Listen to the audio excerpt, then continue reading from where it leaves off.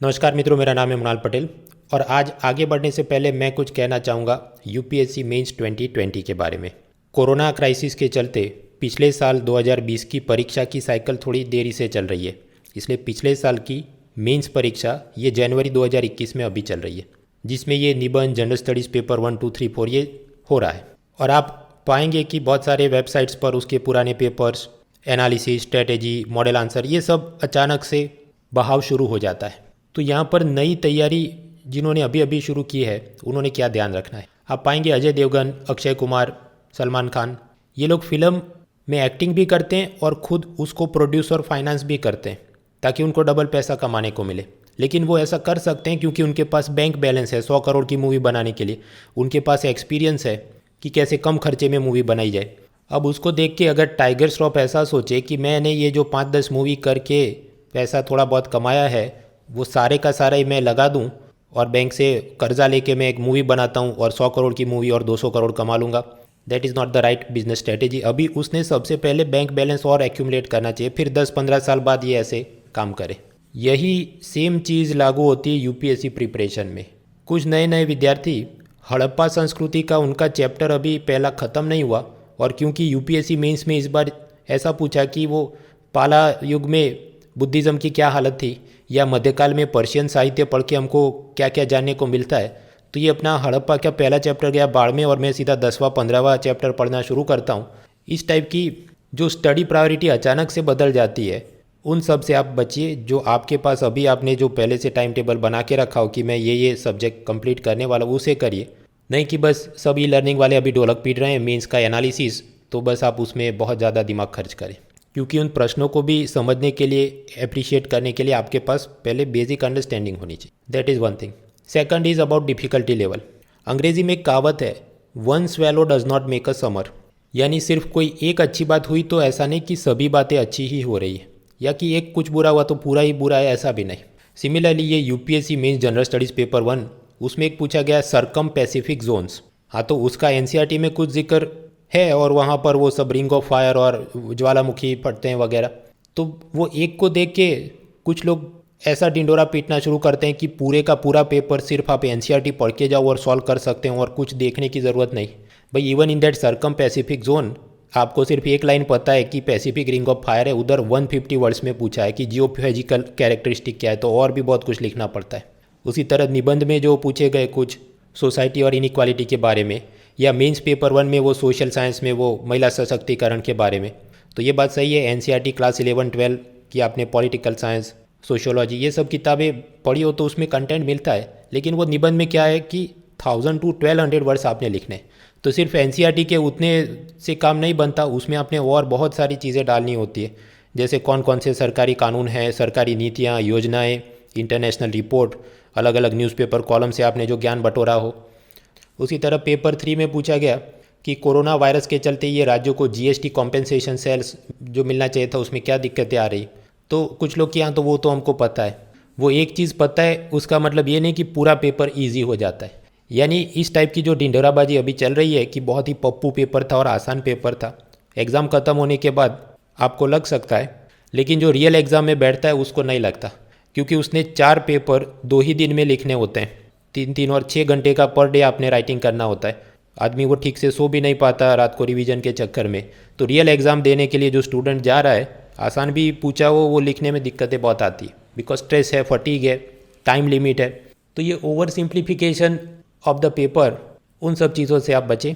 ये पेपर ना ही बहुत ही ईजी है और ना ही ऐसा कि एकदम ही टफ और रैंडम सब कुछ है। ये पेपर उसे अपने खुद के स्तर में आपने देखना चाहिए, लेकिन पहले सिलेबस ख़त्म करो तो आप उसे अप्रिशिएट कर पाएंगे। तीसरी बात, सपना थियरी। ये हर यूपीएससी एग्ज़ाम ख़त्म हो, चाहे प्रीलिम हो या मेंस, उसके बाद कोचिंग वाले एक ही राग आलापते हैं कि ये यूपीएससी आपका आईक्यू नहीं ईक्यू चेक कर रही है और आपको बस सपना आ जाना चाहिए था कि वो ऐसा ही पूछने वाले हैं। भाई तो कितना सारा सिलेबस है, हर महीने के 100 पन्नों के वो खुद करंट अफेयर्स की पीडीएफ फाइल डालते हैं और फिर उसमें से कुछ नहीं आया तो कहते हैं कि आपको सपना आ जाना चाहिए था कि तीसरी जगह से वो पूछने वाले हैं। और उसके चलते विद्यार्थियों में भी एक फीलिंग ऑफ इनसिक्योरिटी बढ़ती रहती है कि नहीं मैंने जो पढ़ा उसमें से नहीं है तो कुछ और मुझे सपना आना चाहिए था, तो मैं टेलीग्राम पे जाके और 500 पीडीएफ डाउनलोड करता हूँ। और जो कोचिंग क्लास 25 साल के लेके बैठा है उसको जितने सपने आ जाए तो ज़रूरी नहीं कि जो फर्स्ट अटेम्प्ट में बैठा है उसको भी उतने सपने आ जाए। फॉर एग्जांपल, ये पेपर 3 में एक प्रश्न पूछा है कि कैपिटल फॉर्मेशन क्या है और ये पब्लिक और प्राइवेट एंटिटी के बीच जो कंसेशन अग्रीमेंट साइन किए जाते हैं उसमें क्या ध्यान रखना चाहिए। अभी असल में ये ऐसा मुद्दा है जो शायद 2014 या 15 के इकोनॉमिक सर्वे में ऐसी कुछ बातें चल रही थी कि वो मॉडल कंसेशन अग्रीमेंट और उसमें 3P इंडिया नाम की संस्था बने और वो ये ख्याल रखे। तो आपको अभी सपना आ जाना चाहिए था कि 6 साल पहले ऐसा हुआ था और उसमें से पूछने वाले हैं। भाई वो जो कोचिंग क्लास पढ़ाता है उसको तो लग सकता है क्योंकि वो तो सालों से पढ़ा रहा है, but it is not necessary कि फर्स्ट अटेम्प्ट वाले को सपना आ जाए। उसी तरह कोई और कॉलम की 25 साल पहले के द हिंदू कॉलम में आया था इसलिए आज आपको सपना आना चाहिए था कि ये पूछने वाले हैं। तो भाई ये सब जो भी बातें करते हैं, चाहे टॉपर्स हो, सीनियर प्लेयर हो या कोचिंग वाले, तो उससे ये जो फर्स्ट अटेम्प्ट वाले हैं उन्होंने कुछ दिमाग में इनसिक्योरिटी की फीलिंग लाने की ज़रूरत नहीं है। आप भी धीरे धीरे तैयारी करें, थोड़ा थोड़ा आपका भी कंटेंट बनते रहेगा, डोंट वरी। ऐसा नहीं कि सिर्फ थर्ड अटेम्प्ट वाले ही पास होते हैं या 25 साल से कोचिंग लेके बैठे हैं वही पास होते हैं, फर्स्ट अटेम्प्ट वाले भी होते हैं।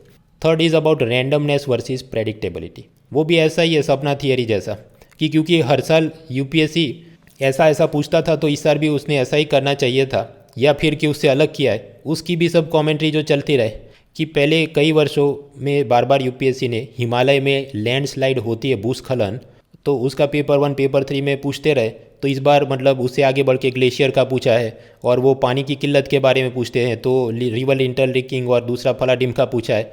और हर साल ये एक जैसे ट्रेंड था कि पंचायती राज संस्थानों में क्या प्रॉब्लम्स आ रहे हैं उसका पूछते थे, तो वो भी जारी है। फिर सेल्फ हेल्प ग्रुप के बारे में या नैनो टेक्नोलॉजी के बारे में, या फिर क्योंकि कोरोना चल रहा था तो कोरोना के बारे में पूछने वाले थे तो तीनों पेपर में पूछ लिया। ये सब बातें बराबर हैं, लेकिन इनको समझने और अप्रिशिएट करने के लिए भी आप पहले सिलेबस ख़त्म करिए, ना कि ये सब में आप अभी पढ़ें। उसी तरह कुछ जगह पर जो प्रेडिक्टेबिलिटी होती है उससे थोड़ा अलग भी चला जाता है।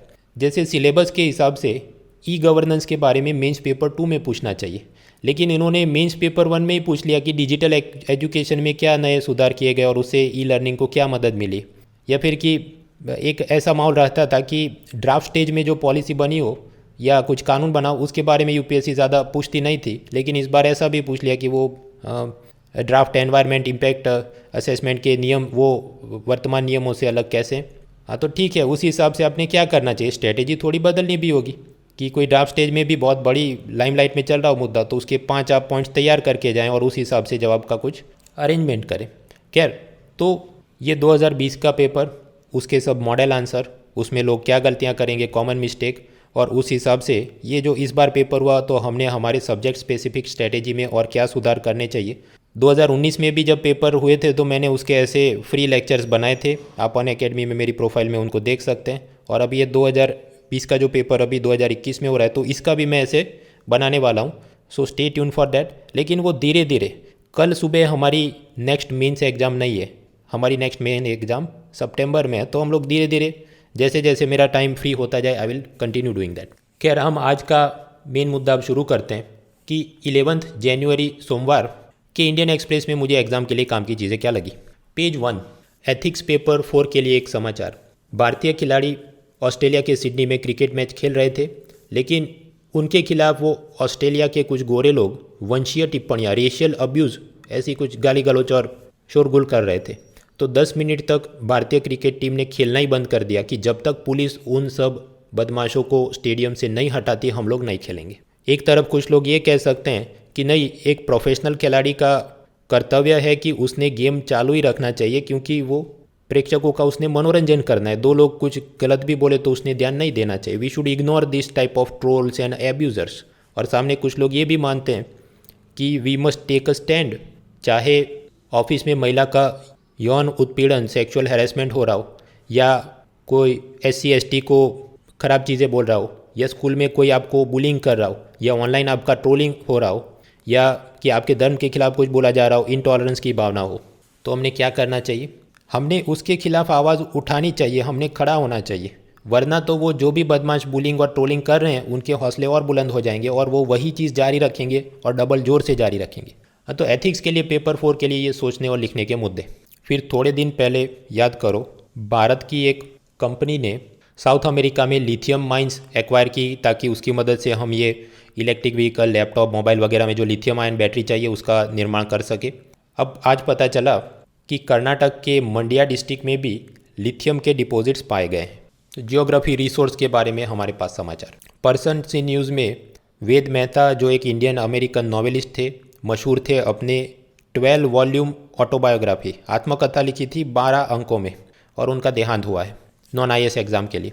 उसके अलावा पेज 1 पर जो भी चीज़ें हैं कुछ काम की नहीं, कि नेक्स्ट जो बजट आने वाला है वहाँ पर सरकार खर्च एक्सपेंडिचर पर ज़्यादा फोकस करेगी ताकि ग्रोथ को रिवाइव कर सके।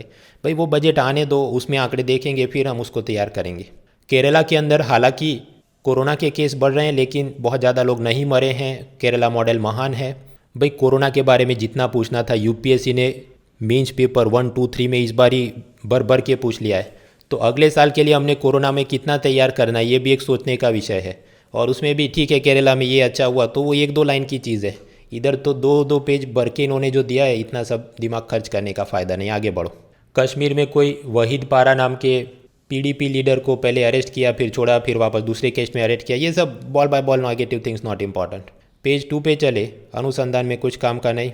पेज 3 और 4 पर स्टेट स्पेसिफिक समाचार में जानने लायक कुछ नहीं। पेज 5 कोई एक प्राइवेट ऑर्गेनाइजेशन ने ग्रेटा थनबर्ग और दलाई लामा के बीच ऑनलाइन इंटरेक्शन करवाया। उसमें दलाई लामा ने जो कहा वो एथिक्स पेपर में और निबंध में लिखने लायक। उन्होंने ये कहा कि आज की तारीख में अगर आप सोचते हैं कि बस मैं, मेरा परिवार और मेरा राष्ट्र सुरक्षित रहे, बात ही अनरियलिस्टिक है। चाहे आप क्लाइमेट चेंज की बात करें या कोरोना पैंडेमिक की, पूरी दुनिया में सभी लोग एक साथ मिलेंगे तभी ये सब से हम लड़ सकते हैं। इसलिए हैप्पियर ह्यूमैनिटी और हेल्थियर वर्ल्ड, ये दोनों के लिए ग्लोबल कोऑपरेशन बहुत ही ज़रूरी है। फिर एक कॉलेज का लड़का था, उसने ड्रोन की मदद से समंदर में कुछ मछुआरे फंस गए थे, उनकी नाव डूब रही थी, उनको बचा लिया। क्या ड्रोन के एप्लीकेशन, वो तो UPSC ने पूछा, वो तो सब ऑल ऑफ दी अबव जितना भी है कि व्हेल मछली की सांस को भी सूंघ सकता है तो मछुआरों को तो ढूंढ ही सकता है। आगे बढ़ो। इसके अलावा पेज 5 पर जो है वो सब इधर उधर की Congress BJP and abduction, rape, murder के इंडिविजुअल स्टेट के समाचार, कुछ खास काम का नहीं। पेज 6 पे बढ़े। पेज 6 कॉलम लेफ्ट साइड पर एक छोटा कॉलम फार्म बिल्स के बारे में, वो तो वही घिसी पिटी बातें चल रही। आगे बढ़ो। दूसरा कॉलम है कतर के साथ बाकी के देश बहरीन, इजिप्ट, सऊदी अरेबिया और UAE अपने रिश्तों को सामान्य कर रहे हैं, डिप्लोमेटिक टाई रिस्टोर करेंगे। वो पहले याद करो, 2-3 दिन पहले हमने देखा था कैसे कतर और ईरान के बीच ज़्यादा दोस्ती के चलते सऊदी ने बॉयकॉट किया था वगैरह।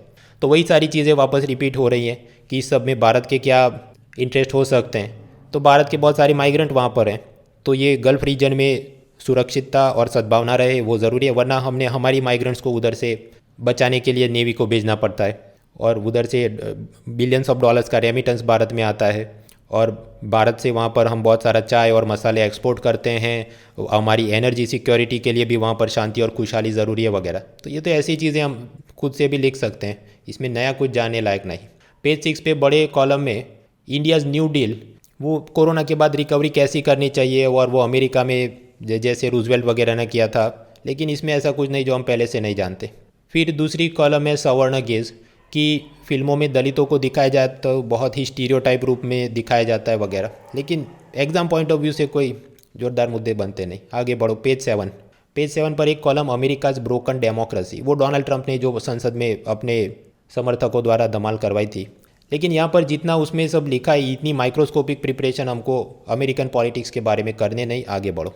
दूसरा कॉलम है द ओपन क्लासरूम। यहाँ पर कॉलमनिस्ट अरविंद गुप्ता ने यह कहा कि कोरोना के चलते अभी स्कूल बंद है, असल में वो एक अपॉर्चुनिटी है। वो अवसर इस तरह से है कि क्योंकि स्कूल बंद है तो अभी उसमें तोड़फोड़ करके हमने नए अच्छे टॉयलेट बनवाने हो, अच्छे क्लासरूम बनवाने हो, उधर कुछ प्लेग्राउंड ठीक करना है, पानी की सुविधा, लाइब्रेरी, कंप्यूटर लैब, वो सारा काम हम कर सकते हैं क्योंकि बच्चे स्कूल में ही नहीं। उसी तरह क्योंकि स्कूल बंद है तो सरकार चाहे तो ये टेक्स्ट बुक और सिलेबस में भी काफ़ी सारे सुधार कर सकते हैं ताकि भविष्य में जब वापस रीओपन हो तो पढ़ाई एक बोझ नहीं लगे, learning becomes of fun and engaging exercise. उसी तरह सिलेबस के साथ ये co-curricular activity, sports, play, drama, debate competition, ये सब का प्रोत्साहन हो। And we should encourage mixed age group, मतलब क्लास 5 के बच्चे सिर्फ क्लास 5 में न बैठे, क्लास 6, 7 सब लोग एक साथ बैठे और उनको कुछ नई बात सिखाई जाए ताकि आपस में उनका cooperation, group work, compassion, human dignity, plurality of opinions, मतलब अलग अलग लोगों के क्या मंतव्य है, उसमें जो अनेक विधता होती है, प्लुरालिटी, वो सब के बारे में इन बच्चों का पहले से ही टॉलरेंस बढ़ जाए वगैरह। तो ये कॉलम आप पढ़िए, इंग्लिश और निबंध में कंटेंट और अपना कंटेंट बेहतर करने के लिए सब आपको माल मिले। तीसरा कॉलम है रिफॉर्म फॉर फ्यूचर, उसमें वही सब फार्म लॉज के बारे में बातें और वही घिसी पिटी बातें कि चीन में तो 1980s में ही एग्रीकल्चर रिफॉर्म लिए थे तो हमने भी, और आईटीसी का वो ई चौपाल है, ये आईटीसी का ई चौपाल है, ये ऐसी बात है, केरला का वो मॉडल है। मारपीट के ये पुरानी चीज़ को याद करते रहते हैं। इसके आगे दुनिया और भी है, भारत सरकार का ई नाम पोर्टल, और आप नई नई चीज़ों को लिखिए और उस पर गौर करिए। आगे बढ़ो, पेज 8, होम मिनिस्ट्री ने एक नई जर्नल जारी की है, पुलिस K9 जर्नल। K9 मतलब वो जो कुत्ते की प्रजाति, तो उसका और हम ज़्यादा ट्रेनिंग करें ताकि वो बॉम्ब, एक्सप्लोजिव, नारकोटिक ड्रग्स वो तो ढूंढता ही है, लेकिन रिसर्च के हिसाब से वो कैंसर भी डिटेक्ट कर सकता है सिर्फ मरीज़ को सूंघ कर, और उसी तरह कोरोना वायरस को भी वो डिटेक्ट कर सकता है। तो ये सब में और बेहतरी के लिए, सब बेस्ट प्रैक्टिसेस शेयर करने के लिए होम मिनिस्ट्री का K9 जर्नल। मित्रों, डिज़ास्टर मैनेजमेंट एक्ट, आपदा प्रबंधन अधिनियम के अंतर्गत केंद्र सरकार में एक डिज़ास्टर मैनेजमेंट का फंड होता है और राज्य में भी डिज़ास्टर मैनेजमेंट का फंड होता है, और उसमें से डिपेंडिंग ऑन डिज़ास्टर पैसा भी दिया जाता है, मदद भेजी जाती है। तो जम्मू कश्मीर राज्य ने भी अपना ऐसा कुछ स्टेट डिज़ास्टर के फंड बनाए होंगे और उसका अपना एक पूरा मानव बल, स्टेट डिज़ास्टर रिस्पॉन्स फोर्स बनाया होगा। तो उधर हैवी स्नोफॉल को स्टेट स्पेसिफिक नेचुरल कैलेमिटी घोषित किया गया, मतलब ज़्यादा बर्फबारी हो तो भी तुरंत पैसा रिलीज करेंगे, मदद भेजेंगे, ऐसा जम्मू कश्मीर राज्य ने खुद के लिए तय किया है। तो ये तो स्टेट स्पेसिफिक छोटी वाली इन्फॉर्मेशन हो गई, उनकी स्टेट सर्विस एग्ज़ाम के लिए काम का। पूरे भारत में ये कोई मेन इंपॉर्टेंट हो गया, ऑल इंडिया लेवल की एग्ज़ाम के लिए ऐसा नहीं है। तो थोड़ा पढ़ो, आगे बढ़ो। आगे बढ़ो तो पेज 9, वहाँ पर लोकसभा MP कनिमोझी की बहुत बड़ी कॉलम तमिलनाडु चुनाव के बारे में जो काम का नहीं। Page 10, explain series, gas authority of India limited यानी गेल, उन्होंने एक गैस पाइपलाइन बनाई है केरला के कोची से कर्नाटक के मैंगलोर तक, जिससे LNG यानी लिक्विफाइड नेचुरल गैस ट्रांसपोर्ट किया जाएगा। पहले केरला के लोग इसका विरोध कर रहे हैं कि ये इसमें से ब्लास्ट हो सकता है, गैस लीक हो सकती है वगैरह, हालांकि प्राइम मिनिस्टर अब उसका उद्घाटन करेंगे वगैरह। तो ये तो एक दो लाइन में लोकेशन इन न्यूज़ में तैयार करना है। फिर दूसरी एक्सप्लेन सीरीज़ है फार्म प्रोटेस्ट बिग पिक्चर, इसमें हमें कुछ आंकड़े मिल जाते हैं जो मेंस में लिख सकते हैं। जैसे भारत के 86% किसान ऐसे हैं कि उनकी ज़मीन 2 हेक्टेयर से कम है, तो ऐसी छोटी ज़मीन में पैदावार बहुत ज़्यादा हो नहीं सकती, तो वो हमेशा मतलब गरीबी से जूझते हैं। भारत के कृषि में कितने मजदूर काम करते हैं, 55% of the workers are in agriculture, ऐसा सेंसस 2011 बोलता है, और लेटेस्ट लेबर ब्यूरो का सर्वे हुआ उस हिसाब से कि 45% of the workers are in agriculture. सबसे ज़्यादा पानी इस्तेमाल करने वाले क्रॉप्स कौन से हैं? 1 किलोग्राम आपने गन्ना, शुगर केन लगाना हो तो उसके लिए 2000 लीटर पानी चला जाता है। 1 किलोग्राम चावल उगाने हो तो उसके लिए 5000 लीटर पानी चला जाता है। तो वाटर इंटेंसिव क्रॉप्स, चाइना में भी वो राइस उगाते हैं, लेकिन वहाँ पर यील्ड बेहतर है, तो वो कम पानी में ज़्यादा किलोग्राम राइस पैदा कर सकते हैं। हमने भी वो सब रिसर्च करने की ज़रूरत। और उसके अलावा इस एक्सप्लेन सीरीज़ में वही सब APMC में क्या प्रॉब्लम, MSP में क्या प्रॉब्लम्स, फूड प्रोसेसिंग इंडस्ट्री को प्रोत्साहन दे वगैरह। तो वैसे तो हम जानते हैं, लेकिन फिर से आप चाहे तो इसको पढ़ सकते हैं ताकि इंग्लिश इंप्रूव हो, वोकेबुलरी बेहतर हो। एक्सप्लेन सीरीज़ में तीसरी एक्सप्लेन सीरीज़ ध्यान से सुनिएगा। शनिवार रात को लाहौर, इस्लामाबाद, कराची, रावलपिंडी, मुल्तान में 11:41 पे लाइट चली गई थी और बिजली चली गई, तो उनके एनर्जी मिनिस्टर अयूब ने कहा कि वो टेक्निकल फॉल्ट के चलते चली गई थी, और इस पर इंडियन एक्सप्रेस ने 500 वर्ड की एक्सप्लेन सीरीज़ बनाई है। भाई इसका क्या काम है? ये मुझे लगता है कि इंडियन एक्सप्रेस का जो सबसे सस्ता वाला इंटर्न ये लिखता है, उसने अब ये तय किया है कि मुझे इंडिया TV और जी न्यूज़ में कंटेंट राइटर की नौकरी के लिए अप्लाई करना है। तो अपने बायोडेटा में दिखाने के लिए कि मेरा पाकिस्तान पर कितना ज्ञान जोरदार है, तो मैं पहले से ये इधर एक एक्सप्लेन सीरीज रख, ताकि वो बायोडेटा में उधर दिखा सके, देखो मैं कितना एक्सपर्ट। भाई आगे बढ़ो, पेज 11, विश्व समाचार। इधर भी एथिक्स की एक माल मिलता है। ऑस्ट्रिया की लेबर मिनिस्टर, उन्होंने जब यूनिवर्सिटी में PhD की थी तो पता चला कि उसमें 20% से ज़्यादा तो उन्होंने कॉपी पेस्ट ही किया था, यानी प्लेजरिज्म। इन आरोपों के चलते उन्होंने इस्तीफा दे दिया है। ये दिखाता है कि ऑस्ट्रिया जैसे छोटे देशों में भी उनके मॉरल और एथिकल स्टैंडर्ड इतने ज़्यादा है कि मिनिस्टर पे दबाव बन जाता है, वरना सिर्फ PhD में कुछ कॉपी पेस्ट किया था उसके लिए रिज़ाइन करना पड़े। भारत में पूरी डिग्री भी फर्जी हो तो भी चलते रहता है। So it shows that moral and ethical standards need to be improved in India. British prince Harry और उनकी वाइफ मेगन मार्केल ने यह कहा है कि हम ट्विटर और फेसबुक के अकाउंट क्लोज कर देंगे, क्योंकि अमेरिका में हमने जो प्रोग्रेसिव रोल, और उसके लिए ये जितना जहर और टॉक्सिक एनवायरनमेंट है उससे निकलने की ज़रूरत। हालांकि स्पेसिफिकली हमने ये याद नहीं रखना कि उन्होंने अकाउंट बंद किया। हम एथिक्स में ऐसा लिख सकते हैं कि अगर बड़े बड़े सेलिब्रिटीज़, चाहे अमिताभ बच्चन हो या कंगना रनावत, वो खुद से ही अपने ट्विटर अकाउंट बंद कर दे तो उनके जितने फॉलोअर्स हैं वो भी डेली चेक करना बंद कर देंगे, तो अपने आप ट्विटर पर जितना जहरीला माहौल है वो थोड़ा थोड़ा कम हो सकता है। इसके अलावा वर्ल्ड समाचार में बाकी सब कुछ जो है वो CIA में कोई साइंटिस्ट लिंडा जॉल वो सब पर्यावरण का काम देखती थी, या अमेरिका, कनाडा, ऑस्ट्रेलिया, ब्रिटेन ने हांगकांग के बारे में अपने बयान दिए हैं, या अमेरिका ताइवान के साथ रिश्तों को और बेहतर कर रहा है ताकि चीन को दबा सके।